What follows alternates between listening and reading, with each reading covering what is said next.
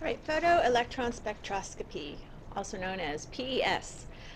This is used to identify the ionization energy for different electrons in the same atom. And the process for this is you shoot X-rays, which are very high energy, at an atom, actually at a substance. You don't have only one atom. And the X-rays will cause electrons to be emitted with a specific energy, and you can measure the energies of the emitted electrons. And when you subtract the energy of the emitted electron from the energy of the X-ray photons, you get the ionization energy of each particular electron. So you get all these energies of emitted electrons, you subtract each of those energies from the energy of the photons that were the X-ray photons shot at the substance, and that difference gives you the ionization energy of each electron.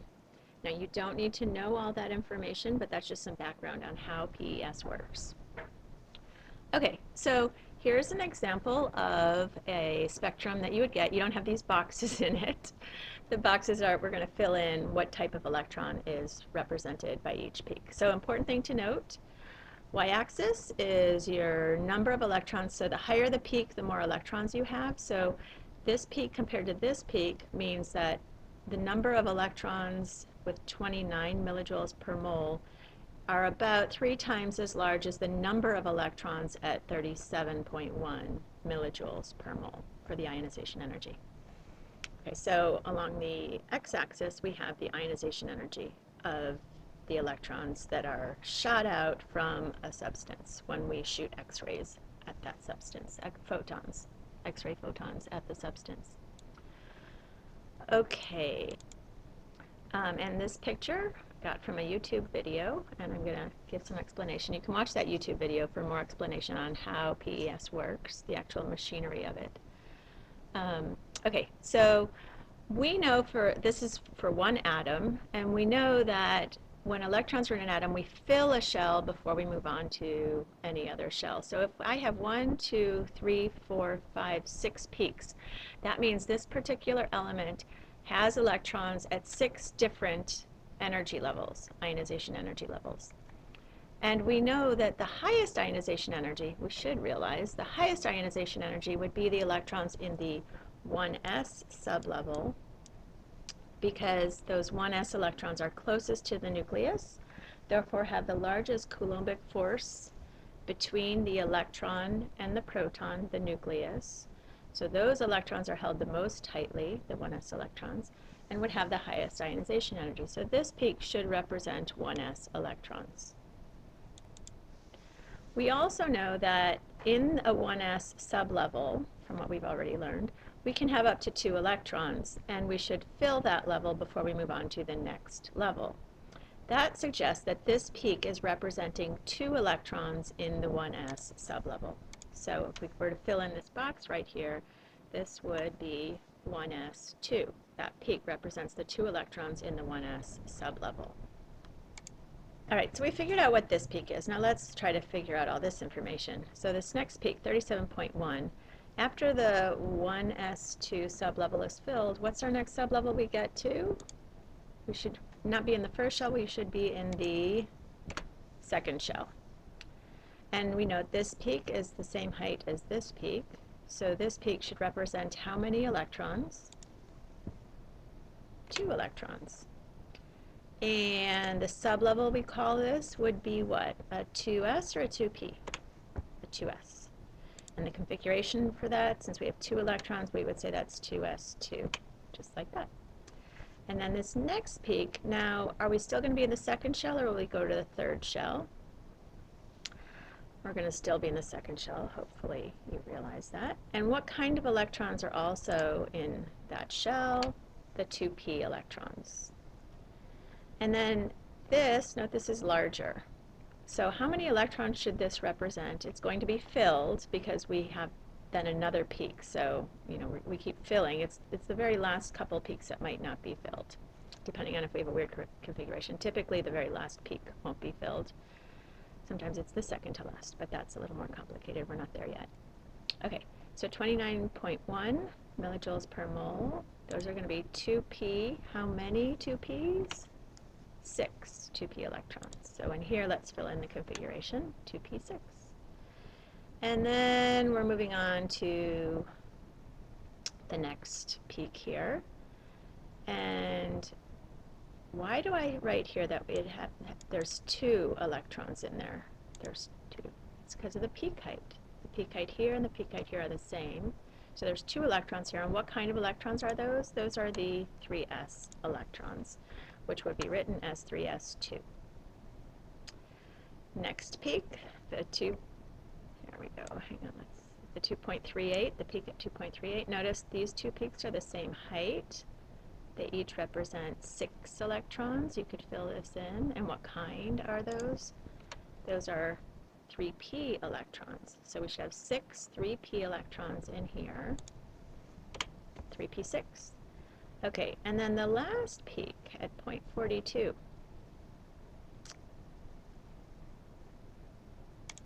What kind of electron should these be? Those should be the, you can fill this in yourself. Okay, the 4s electrons. And based on the height of this peak, notice this peak is only half as high as this peak right here. So I've got some 4s electrons. How many should there be? Just 1 electron, because the height is half the height of these peaks here.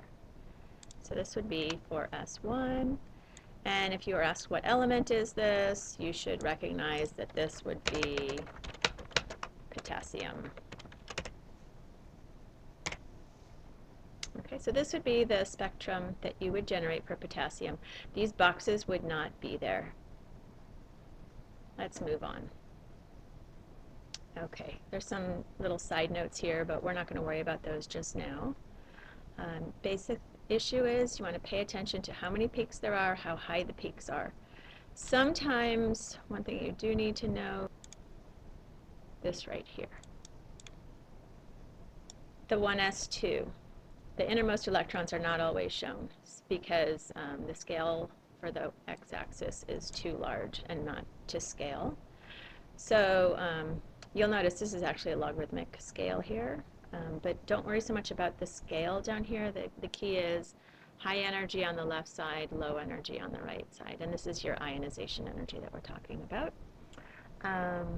If the 1s is not shown, as explained here, if it's not shown, that will be mentioned in the problem. So don't worry about the 1s not showing unless you're told specifically the 1s is not shown. So for this one, you're just asked what element is this? Identify the sublevel and number of electrons for each peak. You can pause this and try to figure this out yourself, or you can just listen along. I'm about to show you the answers. So we weren't told that the closest shell is missing, the shell closest to the nucleus it's not missing. So that means that this first peak represents the 1s level, and there is another peak here, which means the 1s is filled, so there have to be 2 electrons. This first peak gives you the height of a single electron. Half this height would be 1 electron, so this total height would represent 2 electrons. That first peak, if you have the first shell there, always tells you the height for 2 electrons. Okay, well, next peak, what's that going to be? 1s is filled, we go on to the 2s, and that must be 2 electrons, so 2s2. And this next peak, after the 2s comes, you got it, the 2p.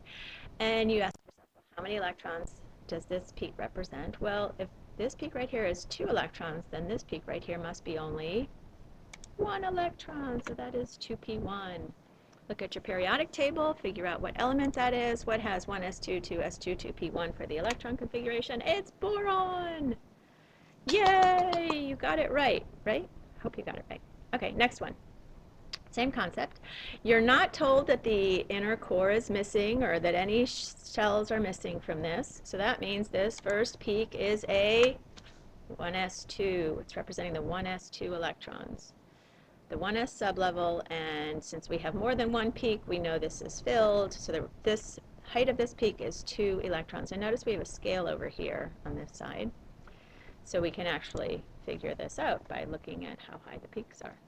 All right, next one. After 1s, we go, okay, pause this if you want to do this on your own, and then just move ahead real quickly so you can just see the answers.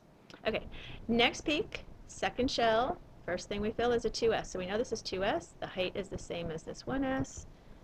And we have to fill the shell, so we know that's 2s2. All right, moving on, we get to 2p's. And we can look at this scale over here. The scale is not always given, but you can use a pencil and create your own scale. You know, measure something to see how high each peak is compared to the others. But if you measured it, you would see that this bigger peak is 3 times the height of this peak. These have to be 2p electrons, and 3 times 2, 2p6.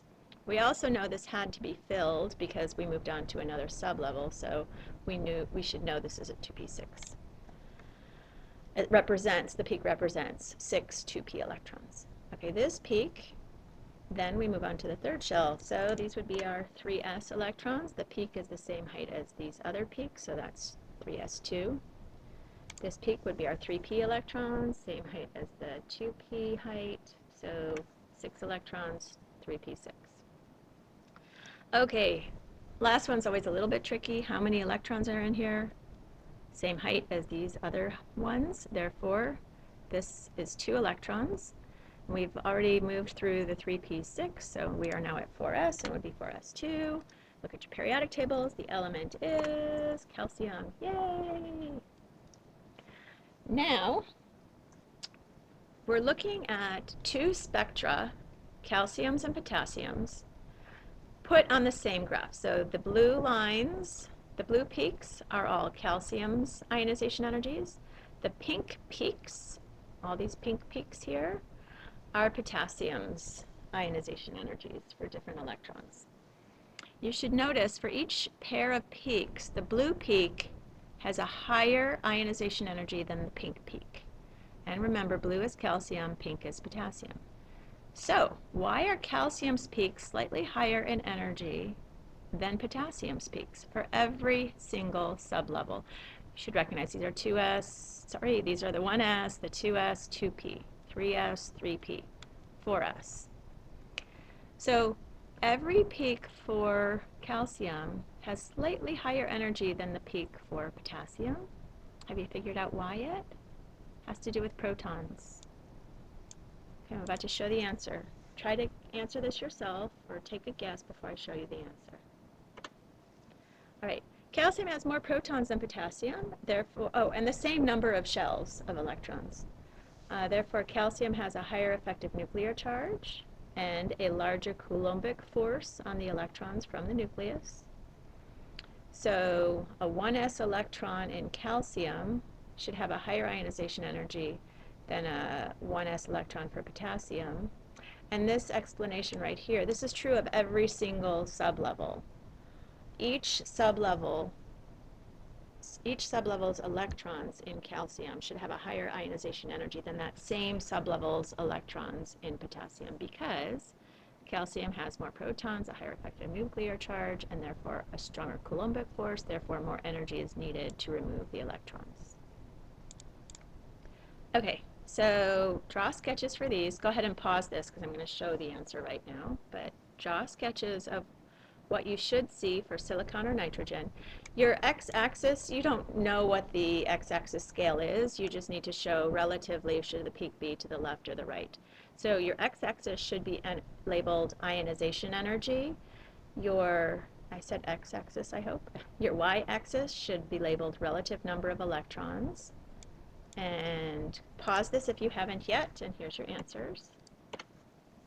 Okay, yours might not look exactly like this. The key here is you should have 2 short peaks for silicon, and then a peak 3 times as large as these short peaks. And then you should have 2 additional short peaks, all exactly the same height as the first 2, because for silicon we have 1s2, 2s2, 2p6, 3s2, 3p2. So that last sublevel has 2 electrons for silicon. Therefore, we want to show a height, the same height as 2 electrons in the s sublevels. For nitrogen, the key is for the 1s and the 2s, we have the same number of electrons. Nitrogen has 3 2p electrons. So this peak representing the 2p electrons should be 1.5 times as large as the peaks for the 2s and the 1s electrons. Your peaks don't have to be these exact same heights, but relatively they should be the same. Okay, true or false? The photoelectron spectrum of calcium-2+ and argon should be the same. First thing you should realize, and you can pause this and answer, or you can just listen. You should realize calcium-2+ and argon are isoelectronic, meaning they have the same electron configuration, the same number of electrons. So in terms of ionization energy, who should have larger ionization energy? Should they have the same ionization energies or not? They have the same number of electrons, so should their ionization energies be the same? Absolutely not. Calcium has more protons than argon. So calcium's peaks should, for each peak, should have the same number of peaks, and the peaks should all be the same relative heights, because we had these two substances are isoelectronic, but calcium has more protons. Therefore, each of the peaks for calcium-2+ should be at a slightly higher energy than the peaks for argon. Okay, so here's all that. You can pause this if you need to. Next one. O16 and O18. Should the photoelectron spectrum for O16 and O18 be the same? You can answer this and pause or just listen. Well, these have the same number of protons.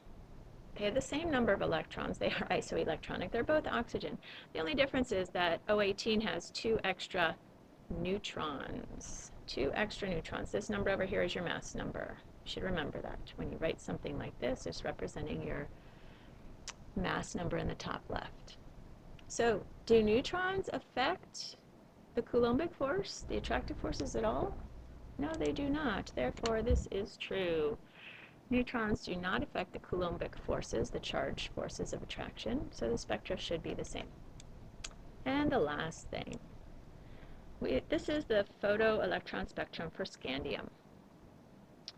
And the question is, why is this peak right here? Why would we assign that to the 3d orbital and not a 4p? So just looking at this, we go 1s2, 2s2, 2p6, 3s2,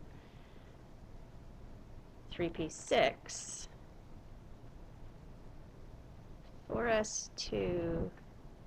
Why is this one over here? If you look at the electron configuration for scandium, we know it goes 1s2, 2s2, 2p6, 3s2, 3p6, 4s2, 3d1. Scandium doesn't have any p electrons. In addition to knowing the electron configuration for scandium, we also know that this electron right here, we're told here it has a higher ionization energy than these electrons right here.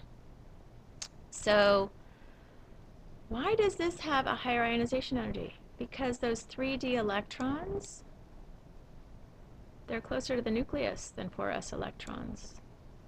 So there's a stronger force of attraction between a 3d electron and the nucleus than a 4s electron and the nucleus.